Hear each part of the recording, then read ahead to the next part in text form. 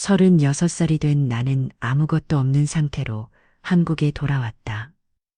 호주에서의 아웃패는 빛나는 성공도 화려한 삶도 아닌 그저 버티는 나날이었다.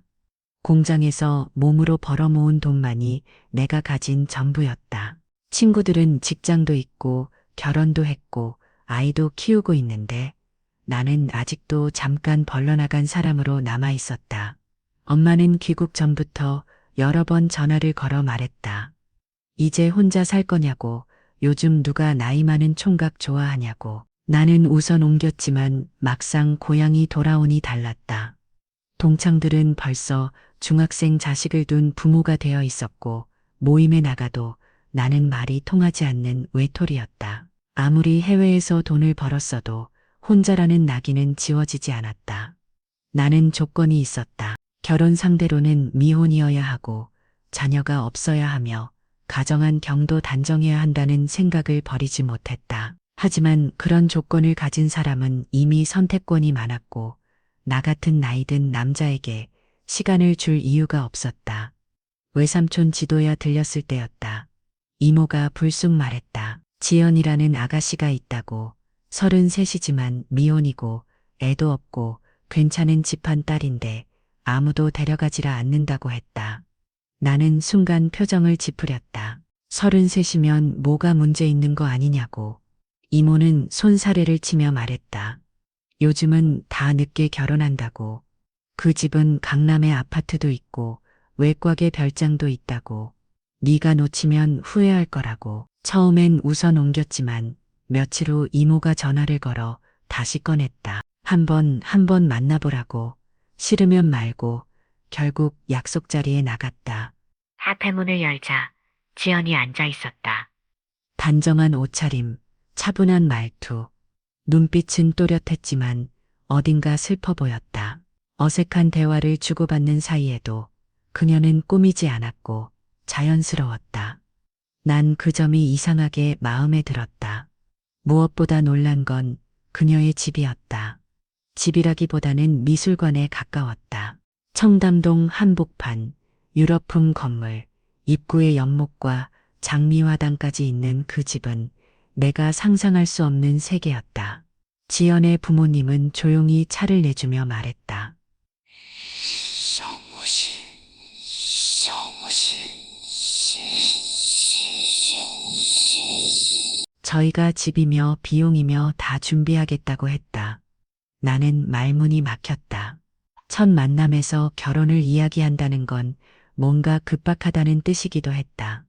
속으로는 이 집도 딸 시집 못 보내서 안달이구나 싶었지만 솔직히 흔들렸다. 나처럼 가진 것 없는 사람이 청담동 고급 아파트에서 신혼을 시작한다는 건 드라마에나 나올 법한 일이었다. 그날 이후 나는 자주 지연의 집에 들렸다. 이유를 만들지 않아도 마음이 갔다. 내가 먼저 음식을 사들고 갔고 그녀 아버지께는 분재도 선물했다. 지연은 초반엔 거리를 뒀지만 내가 계속 다가가자 조금씩 마음을 열기 시작했다. 나는 적었지만 내가 하는 말에 귀 기울었다. 시간이 흐르면서 나는 더 깊이 빠져들었다. 단지 그녀의 집이나 조건 때문가는 아니었다. 그 사람이 궁금했다. 2달쯤 지난 어느 날 나는 그녀의 어머니와 함께 저녁 설거지를 돕고 있었다. 지연이 조용히 다가와 말했다. 정우 씨 결혼해요. 나는 멍했었다. 농담인지 진심인지 알 수 없었다. 그녀는 다시 말했다. 부모님도 원하세요. 저도 이제는 누군가와 함께이고 싶다고. 나는 고개를 끄다. 그 순간 내 인생이 바뀌는 것을 느꼈다.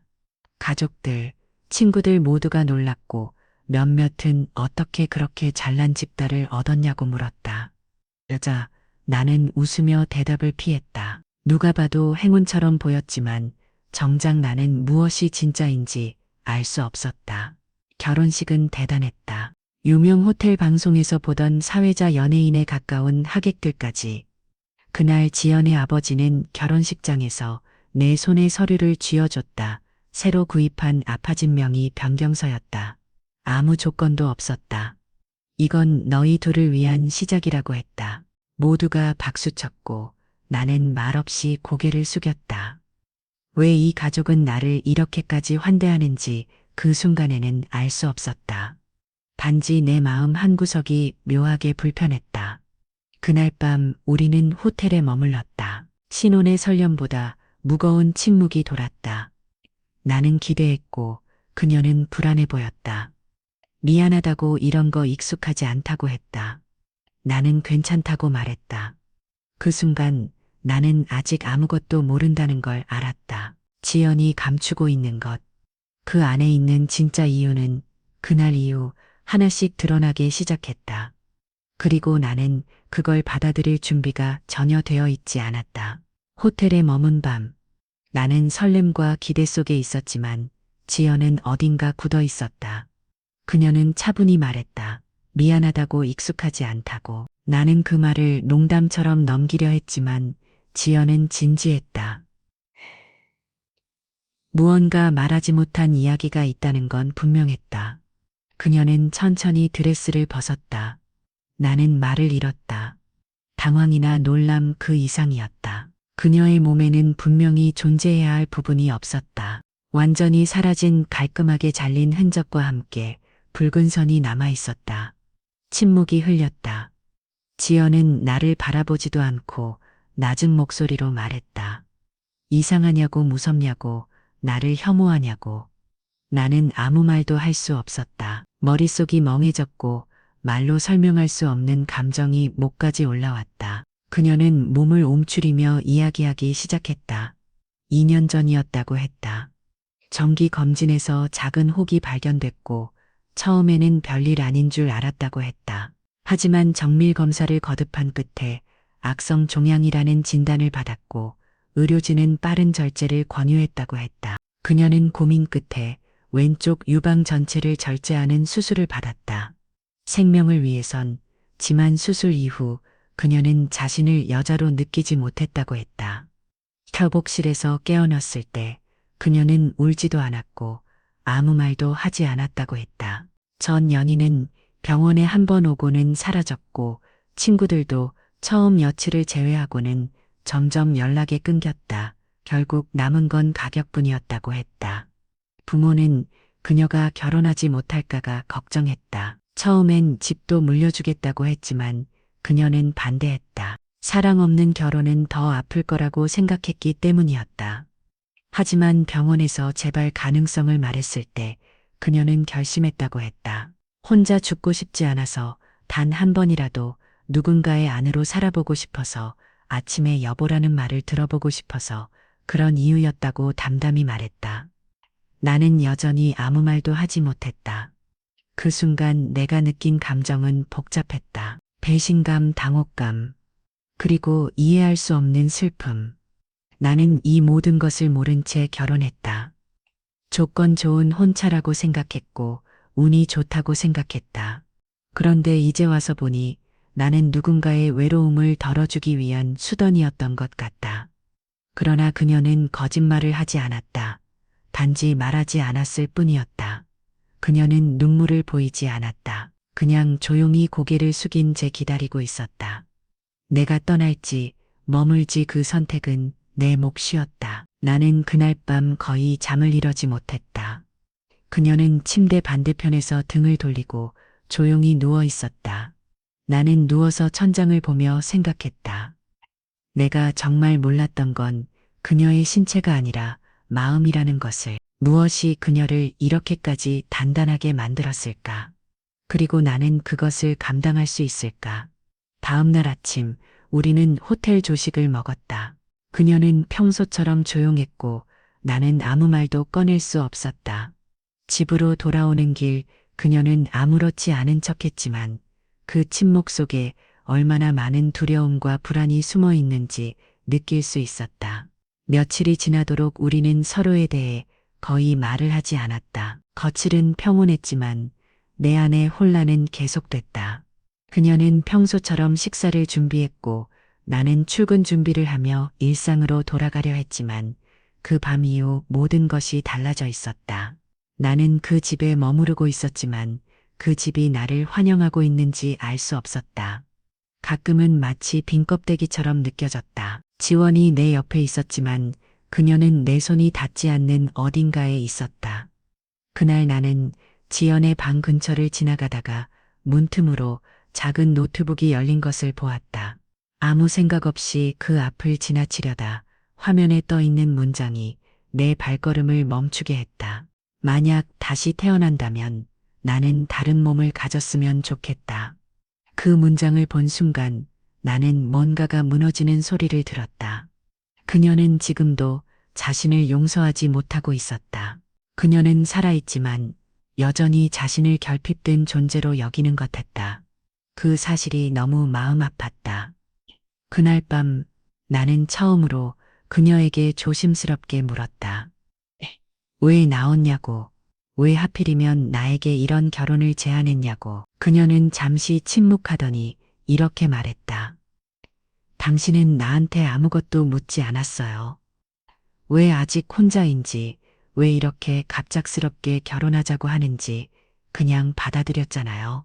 나를 이상하게 여기지 않았고 계산도 하지 않았어요. 처음부터 그 말이 이상하게 가슴 깊이 바뀌었다. 나는 사실 그녀가 예쁘고 조건이 좋고 그저 운이 좋다고 생각했다. 하지만 그녀는 나의 무심함 속에서 따뜻함을 느꼈던 것이다. 그 후로도 많은 밤이 지났다. 우리는 부부로 지냈지만 진짜 부부가 된 시간이 필요했다. 그녀는 내게 다가오지 않았고 나도 강요하지 않았다. 대신 나는 매일 아침 식탁에 앉아 그녀가 끓여준 국을 먹었고 밤엔 같은 공간에서 숨을 쉬었다. 아주 조금씩 그러나 분명히 우리는 가까워지고 있었다. 그리고 나는 점점 그녀를 이해하게 되었다. 그녀는 그 술자국보다 더 깊은 건 마음의 상처라는 것을 아무도 보지 못한 상처를 안고 사는 그녀가 얼마나 용감한 사람인지 나는 알게 되었다. 그리고 그날 이후 나는 그녀에게서 도망치지 않기로 했다. 다시는 혼자 남지 않게 이 결혼이 계약이 아니라 진짜가 되도록 만들기 위해서 며칠이 지나면서 우리는 다시 일상으로 돌아가는 척했다. 나는 아침마다 출근 준비를 하고 지연은 조용히 아침을 차렸다. 식탁에 마주 앉아도 큰 대화는 없었다. 말 대신 서로의 눈치를 살펴고 묻지 않는 것이 배려처럼 느껴졌다. 하지만 마음 한쪽에는 계속해서 설명되지 않는 무언가가 남아 있었다.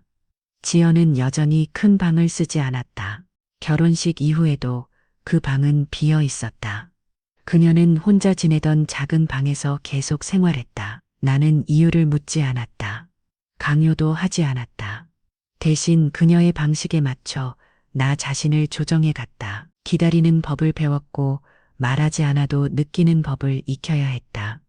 그렇게 한 달이 지나고 어느 늦은 오후 지연은 병원에 다녀온다고 했다.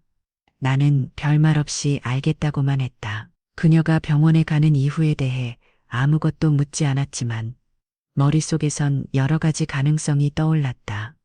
혹시 재검사를 받는 건 아닐까? 혹시 뭔가 또 이상이 생긴 건 아닐까? 돌아오는 길 그녀는 아무 말 없이 작은 봉투 하나를 들고 있었다. 나는 물어보지 않았다. 그날 밤 지연이 샤워를 하는 사이 나는 마치 습관처럼 그녀의 아버지 방에 들어갔다. 그 방은 지금은 서재처럼 사용되고 있었고 가끔 나는 거기서 메모지를 찾거나 책을 읽고 했다. 책상 위에는 여전히 정리되지 않은 서류 더미가 있었고 나는 무심코 그중 하나를 정리하다가 한 봉투를 발견했다. 봉투에는 법률 상담이라는 문구가 적혀 있었다. 그 안에는 이메일 출력물이 있었다. 보내는 이는 법률사무소의 변호사였고 받는 이는 지연의 아버지였다. 제목은 혼인 후 재산 상속 및 유언장 관련이었다. 나는 읽지 말아야 한다는 생각과 읽어야 한다는 본영 사이에서 잠시 망설였다. 결국 손이 먼저 움직였다. 내용은 예상보다 더 구체적이었다. 메일에는 분명히 적혀 있었다. 혼인 후 6개월 내 피상속인의 사망이 발생할 경우 배우자에게는 유언이 없는 한 법적으로 부동산 상속이 어렵습니다. 그리고 이어지는 문장. 따라서 지연 씨가 사정의 유언장을 작성하고 해당 아파트를 배우자에게 전액 중요하겠다는 의사를 남기는 것이 바람직합니다. 나는 숨이 넘는 듯했다. 내 이름이 명시되어 있었다. 정우 씨라는 이름 아래 법적 수혜자라는 단어까지 있었다. 그것은 우연이 아니었다. 계획이었다. 계산이었고 구조였다. 나는 순간 그동안 느꼈던 환대와 배려가 전부 퍼즐의 일부였음을 깨달았다. 모든 것이 정해져 있었던 것 같았다. 모든 것이 정해져 있었던 것 같았다.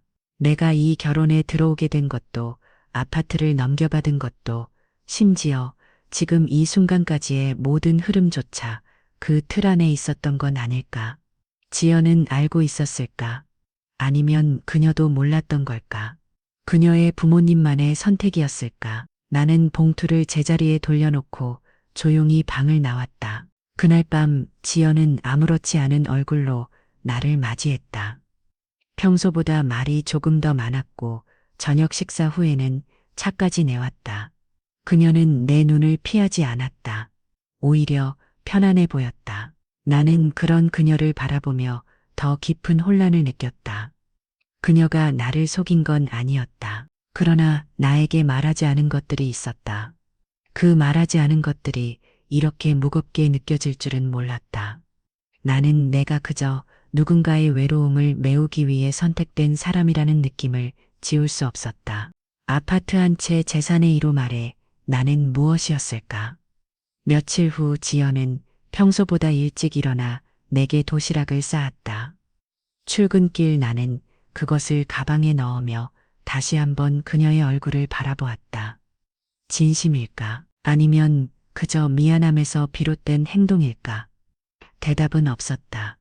그저 내 안의 질문만이 점점 커져갔다.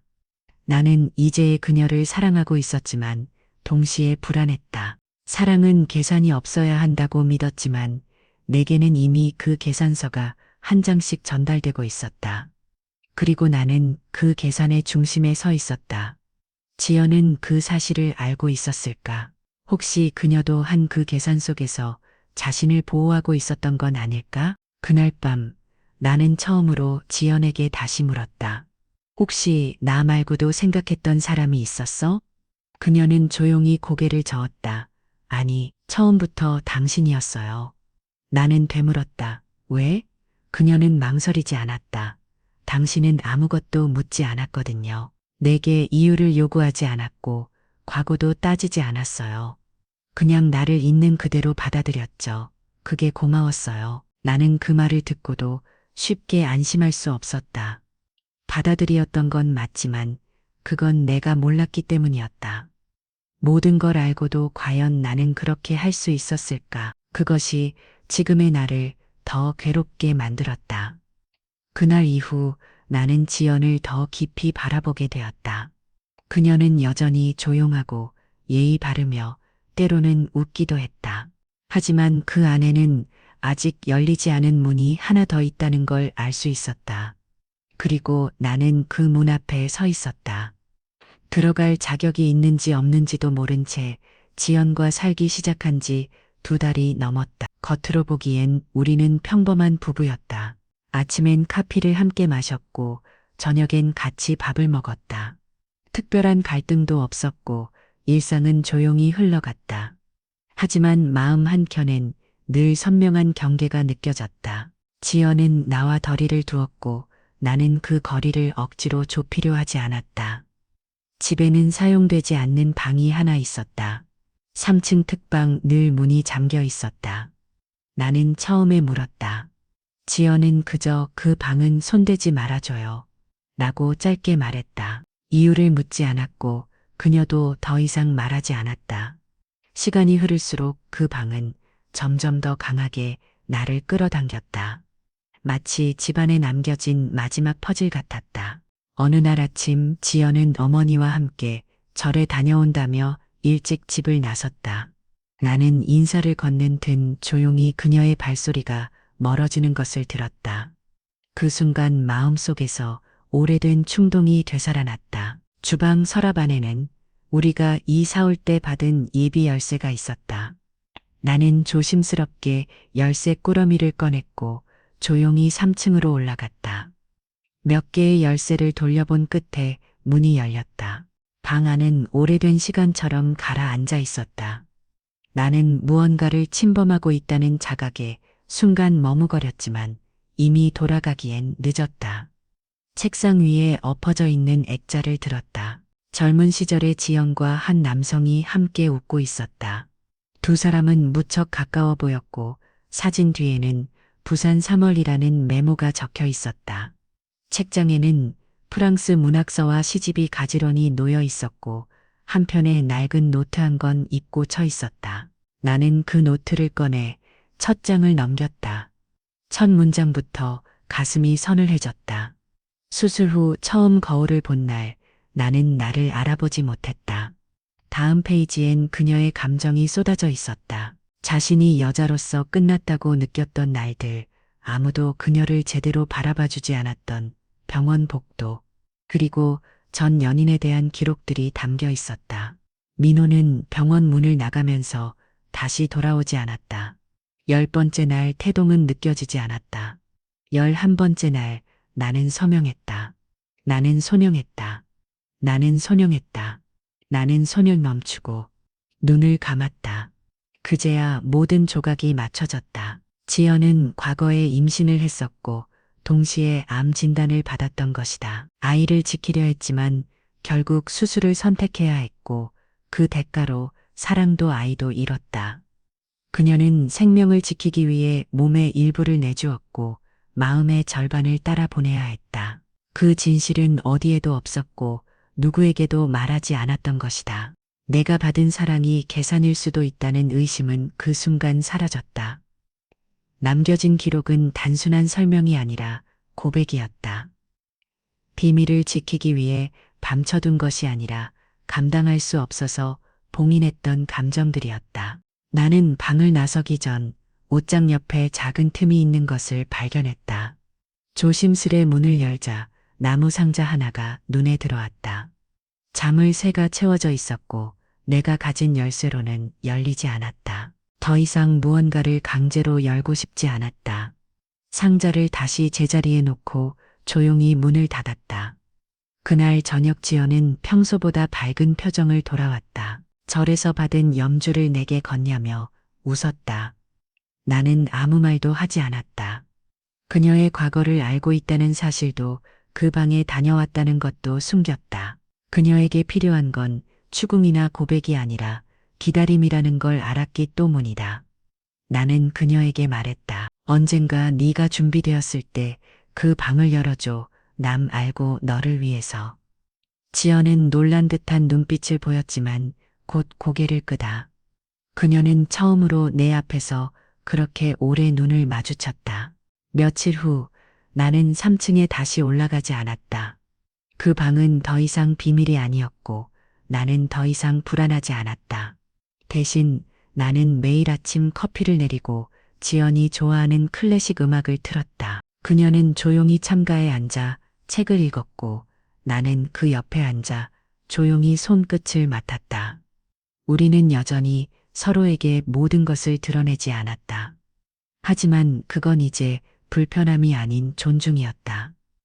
말하지 않아도 알 수 있는 순간들이 늘었고 내가 알지 못했던 그녀의 세계를 조금씩 받아들일 수 있게 되었다.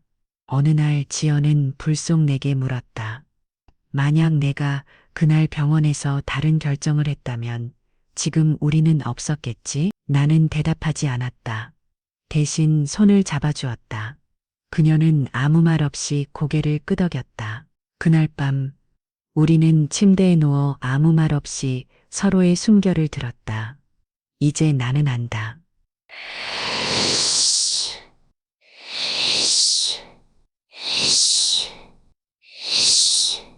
이제 나는 안다. 사랑은 모든 걸 아는 데서 시작되지 않는다. 오히려 모르는 것을 받아들이는 데서 시작된다는 것을. 지연은 여전히 상처 입은 사람이다. 그리고 나는 이제 그 상처에 등을 돌리지 않기로 했다. 이 결혼이 선택이 아닌 운명이 되도록 나는 오늘도 그녀의 곁에 머문다. 시간이 지나면서 우리는 서로의 거리를 조금씩 좁혀갔다. 지연은 여전히 조심스러웠지만 내가 곁에 머무르겠다는 의지를 확실히 보여주자 마음의 문을 조금씩 열기 시작했다. 더 많은 대화를 나누었고 예전보다 웃는 횟수도 많아졌다. 어느 날 밤 지연은 마지막이 말했다. 그때 수술 후 나 엄마한테도 다 말하지 않았어. 나는 조용히 고개를 끄덕였고 그녀는 더 이상 설명하지 않았다. 말하지 않아도 그 무게는 충분히 전해졌다. 하지만 평온한 시간은 오래가지 않았다. 어느 날 아침 초인종이 울렸다. 문 앞에 서 있던 사람은 중년의 남성이었다. 단정한 셔츠 차림에 말수가 적었지만 그의 눈빛에는 무언가 말해야 할 이야기가 담겨 있었다. 그는 자신을 의료진이라고 소개했다. 5년 전 지여은 씨의 진료를 담당했던 의사입니다. 트리병원 암센터 진단 병립과 소속이었습니다. 나는 당황했지만 그의 입술에서 나온 다음 한마디에 몸이 굳었다. 아마도 지여은 씨의 수술은 잘못된 결과에 기반했을 가능성이 있습니다. 나는 아무 말도 하지 못했다. 그는 오래 묵힌 듯한 서류 봉투 하나를 내밀었다. 이건 당시의 진단 관련 자료와 현재 확인된 기록입니다. 병원 내에서 잘못된 샘플 봉호 입력이 있었고 같은 날 비슷한 이름의 환자와 혼선이 있었던 것으로 확인됐습니다. 저는 더 늦기 전에 진실을 전해야를 할 것 같다 왔습니다. 그 말을 듣는 순간 머릿속이 하얘졌다. 그동안 지연이 감내해온 모든 고통이 잘못된 판단 위에 놓여 있었다는 사실을 받아들이기 어려웠다. 수술, 상실, 이별.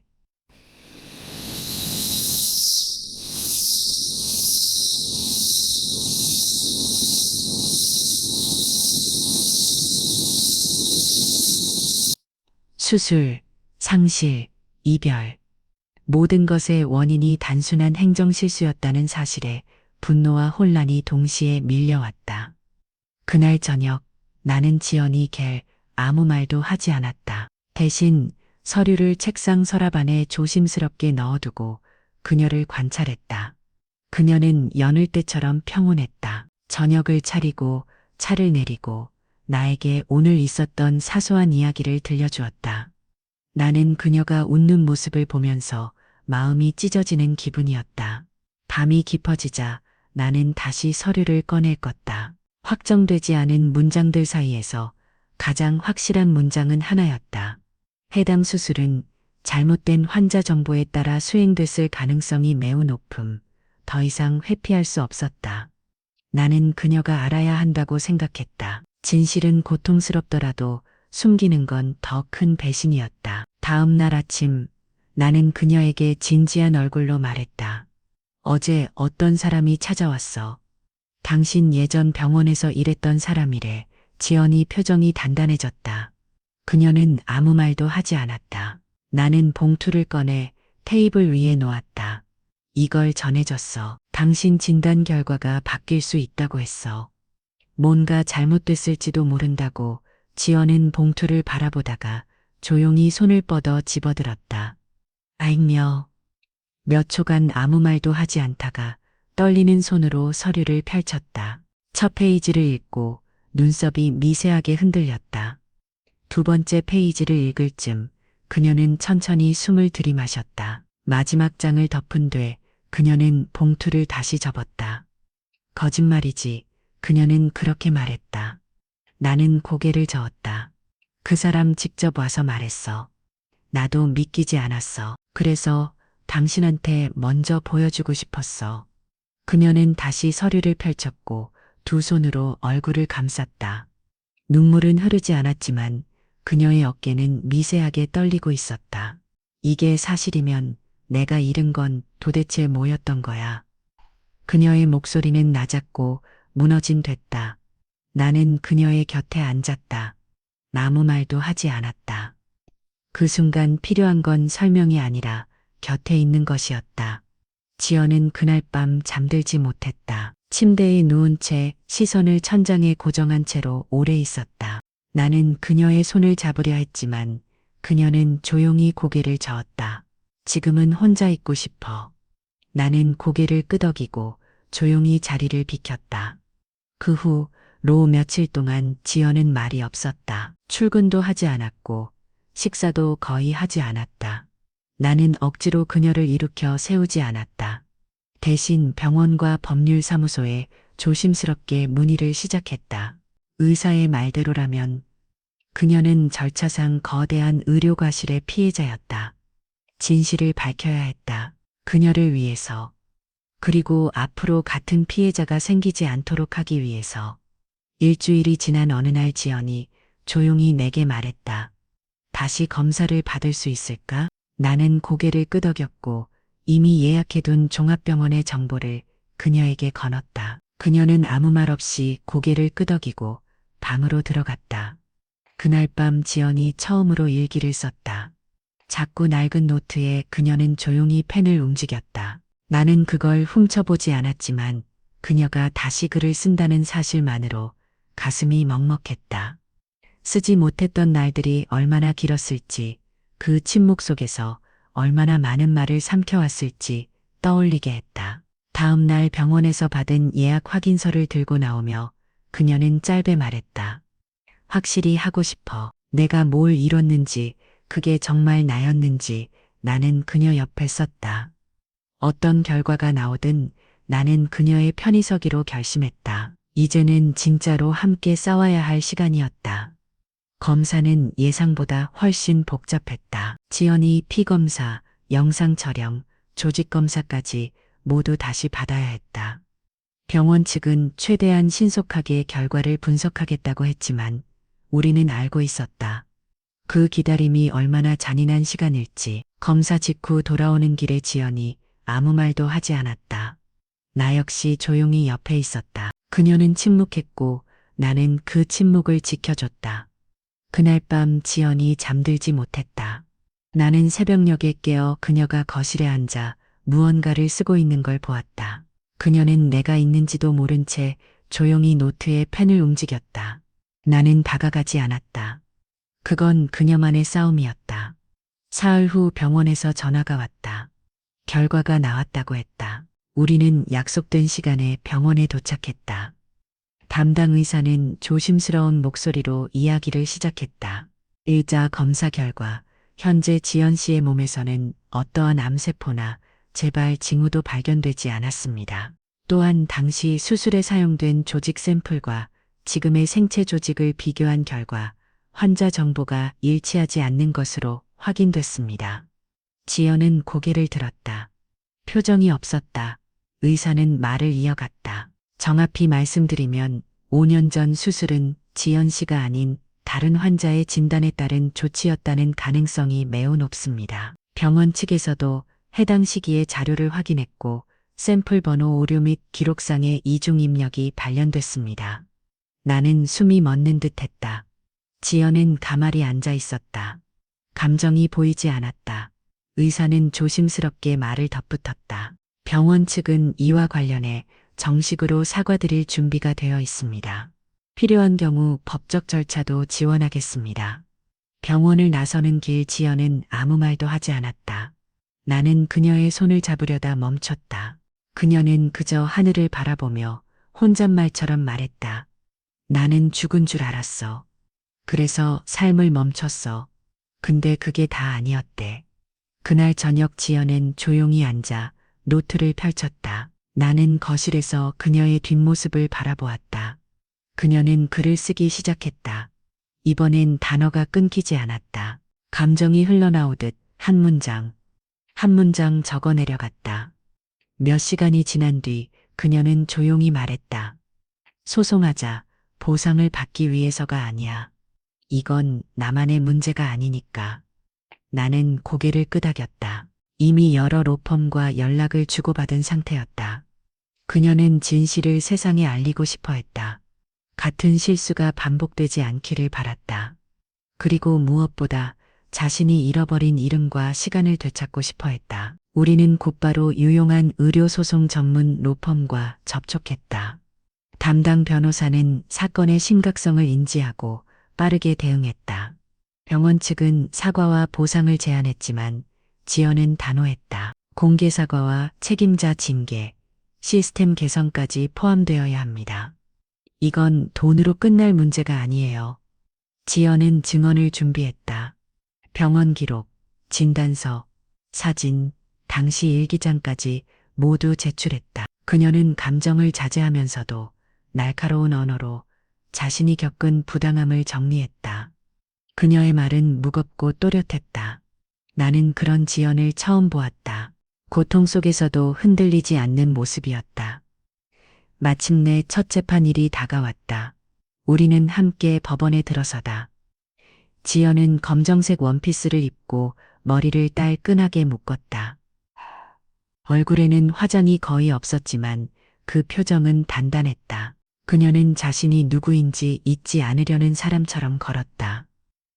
법정에서 병원 측은 책임을 일부 인정했지만 실무자의 실수라며 병원 전체의 시스템 문제는 아니라고 주장했다. 그러나 지연의 변호인은 이를 정면으로 반박했다. 이것은 단순한 실수가 아닙니다. 한 사람의 삶을 뒤흔든 치명적인 과실입니다. 그리고 그 과실은 병원 내부 시스템의 구조적인 허점에서 비롯된 것입니다. 증인석에 선 지연은 침착하게 자신의 이야기를 말했다. 수술을 받은 날 설명 없이 진행된 절차, 회복 과정에서 느꼈던 공허함 전 연인의 이탈, 사회적 시선, 그리고 심리 치료 없이 흘려보낸 시간들. 모든 것이 쌓여 지금의 자신을 만들었다고 말했다. 나는 내가 병든 줄 알고 살았습니다. 그래서 나를 포기했고, 관계를 포기했고, 미래를 포기했습니다. 그런데 그 모든 게 단순한 착오였다고요. 지연은 말이 없었다. 판사는 증거와 증언을 정리하며 다음 재판 일정을 정했다. 법정을 나서며 지연은 깊은 숨을 내쉬었다. 나는 그녀에게 물었다. 괜찮아? 그녀는 고개를 끄덕이며 말했다. 아직 아니야. 하지만 시작됐어. 그날 밤 지연은 다시 노트를 펼쳤다. 거기에는 짧은 문장이 적혀 있었다. 나는 다시 살기로 했다. 이번엔 제대로. 나는 그 문장을 보며 생각했다. 그녀는 무너진 자리에서 다시 일어나고 있었다. 그리고 나는 그 곁에 있었다. 처음처럼 그러나 이제는 훨씬 더 깊은 마음으로. 소송이 시작된 이후 지연의 삶은 서서히 바뀌기 시작했다. 겉으로는 크게 달라진 것이 없어 보였지만 나는 매일 그녀가 조금씩 변해가는 것을 느낄 수 있었다. 그녀는 더 이상 숨어 살려지 않았다. 자신의 상처를 감추기보다 그 상처로부터 의미를 찾으려 했다. 법정에서 자신의 이야기를 꺼낸 이후 그녀는 자신을 부끄러워하지 않게 되었다. 그날 이후 그녀는 몇몇 언론사로부터 인터뷰 요청을 받았다. 처음엔 망설였지만 결국 한 여성 전문지에 제안을 수락했다. 기사는 조용히 실렸지만 반응은 예상보다 컸다. 지연의 이야기는 의료 시스템의 허점을 드러내는 동시에 한 여성의 삶을 어떻게 파괴할 수 있는지를 보여주는 사례로 주목받았다. 사람들은 그녀의 용기에 박수를 보냈고 응원의 메시지가 연이어 도착했다. 그 모든 반응 속에서 지연은 오히려 침착했다. 누군가의 동정을 원하지도 않았고 주목을 즐기지도 않았다. 그녀는 그저 해야 할 일을 했고 앞으로 나아가기 위해 선택했을 뿐이었다. 그런 그녀를 보며 나는 더욱 확신했다. 내가 사랑하게 된 사람은 그저 상처 입은 여자가 아니라 그 상처를 자신의 힘으로 껴안고 살아가는 사람이었다. 법정 공방이 길어지던 어느 날, 우리는 다시 병원을 찾았다. 이번엔 다른 이유였다. 지연이 산부인과 예약을 했다고 했다.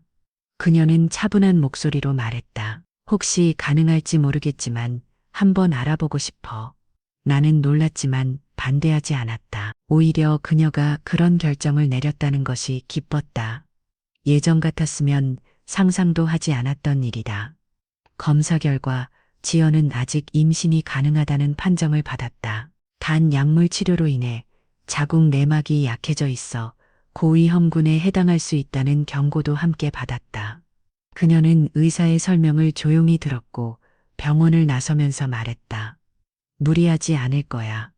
그냥 가능하다는 걸 알고 싶었어. 그날 밤 우리는 처음으로 진지하게 미래에 대해 이야기했다. 아이에 대한 이야기, 우리가 살아갈 시간들에 대한 계획, 그리고 서로에게 바라는 것들. 지연은 오랫동안 침묵하다가 이렇게 말했다. 사실 예전에는 다시는 엄마가 될 수 없다고 생각했어. 하지만 지금은 해볼 수 있을 것 같아.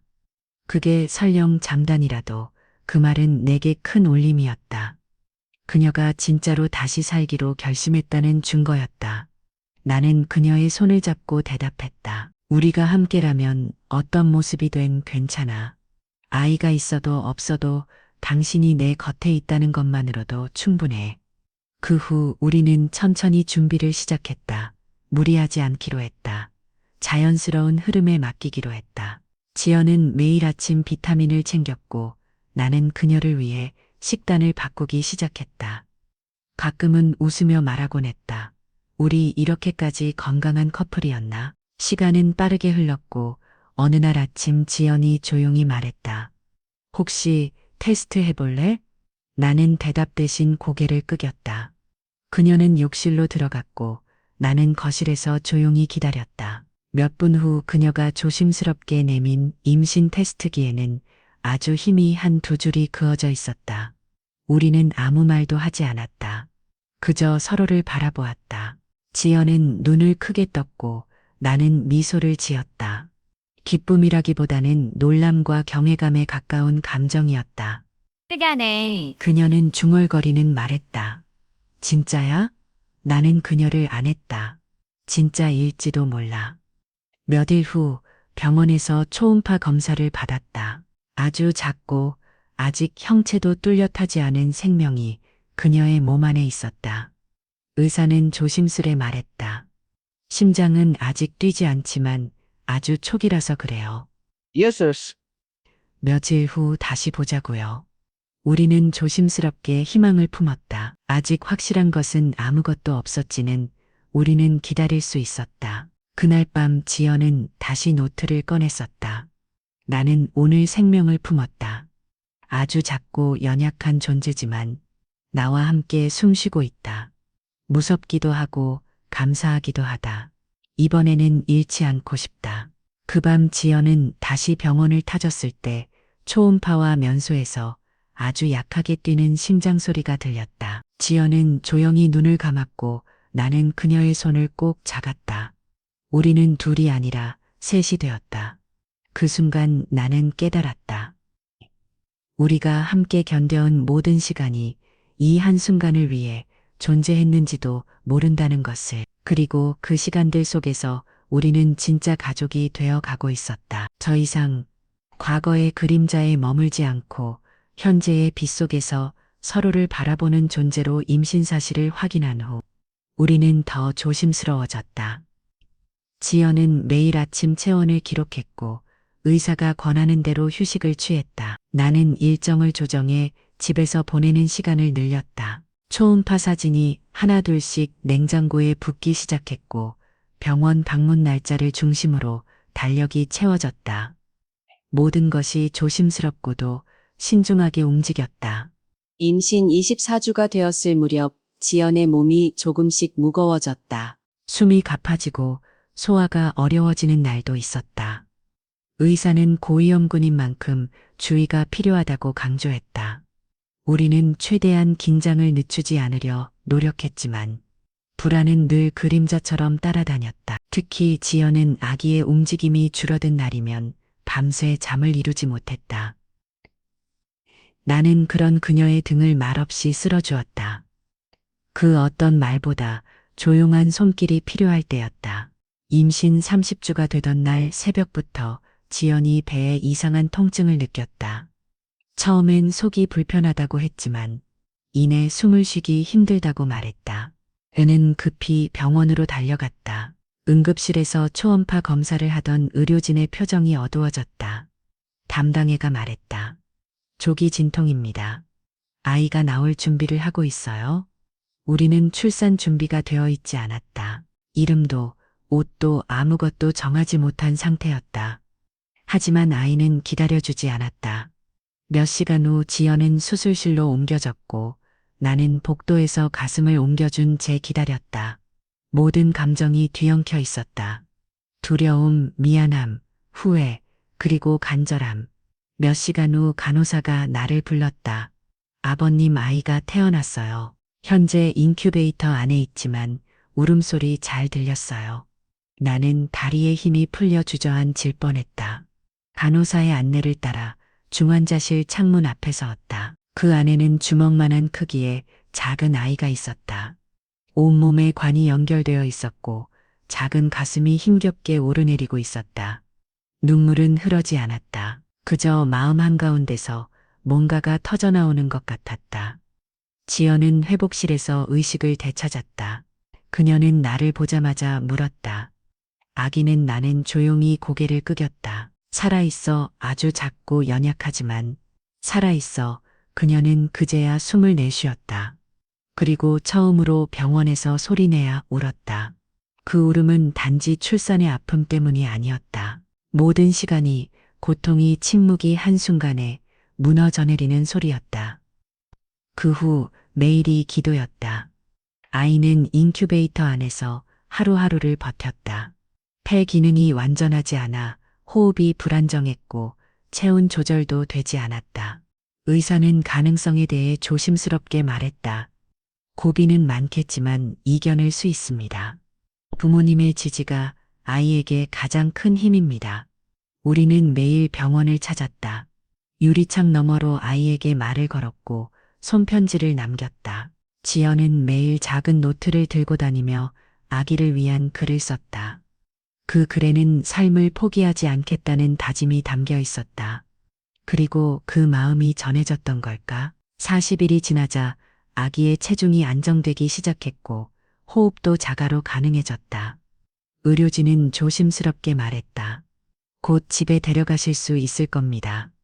우리는 그 말을 기다려왔다. 아이가 처음 품에 안겼던 일. 지연은 말없이 눈을 감았고 그리고 작은 아이의 이마에 입을 맞췄다. 그 장면은 어떤 말보다 강하게 기억에 남았다. 아이는 그녀의 품 안에서 작은 숨을 쉬었다. 그리고 그 작은 숨결은 우리 둘의 심장을 동시에 두드렸다. 며칠 후 우리는 아이의 이름을 등록했다. 하은 하늘의 은혜라는 뜻이었다. 너무 작고 너무 연약한 생명이었지만 우리에게 내려온 기적 같았다. 이름을 쓴 서류를 접으면서 지연은 말했다. 이 아이가 살아있다는 사실이 내가 다시 살아있다는 증거 같아.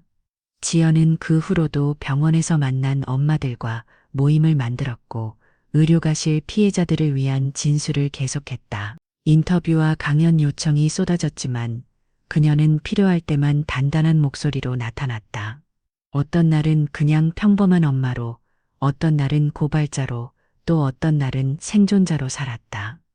그녀는 이제 더 이상 과거의 상처에 묶이지 않았다. 그 상처 위에 삶을 새로이 덧그려 나가고 있었다. 하은이다.